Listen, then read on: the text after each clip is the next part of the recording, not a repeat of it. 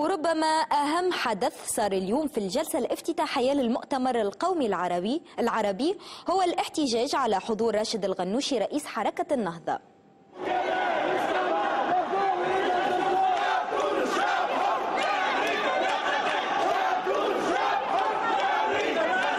عمت الفوضى اليوم الجلسة الافتتاحية للمؤتمر القومي العربي في دورته 23 بعد ما استنكر عدد من القوميين حضور راشد الغنوشي زعيم حركة النهضة، وقاموا بمغادرة القاعة معتبرين أنه توجهات حركة النهضة تتعارض مع الفكر القومي.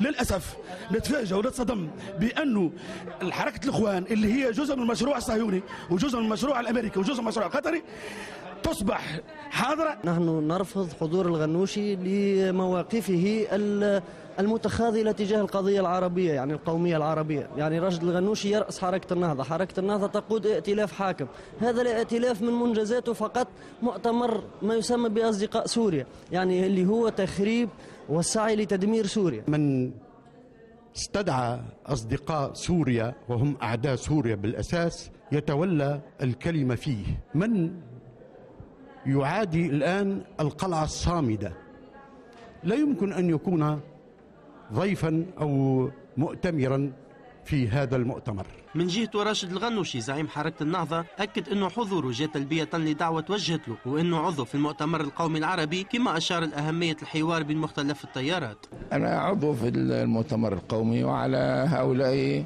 أن يسائلوا المؤتمر القومي لماذا قبل هذا العضو وحضر مؤتمراته، بل هو عضو في أمانته العامة. نحن نؤكد أن تونس وفي شمال أفريقيا عموما ليس هناك فاصل بين العروبة والإسلام، كل عروبي هو مسلم وكل إسلامي هو عروبي، ولذلك هذه الجماعات التي تعاكسنا عندها مشكل مع العروبة ومشكل مع الإسلام. هناك خندقان لا ثالث لهما، خندق تقف فيه أمريكا وإسرائيل وأعراب الخليج والسلطان عبد الحميد أردوغان الآن، خندق آخر يقف فيه كل الشرفاء والمقاتلين من أجل هذه الأمة.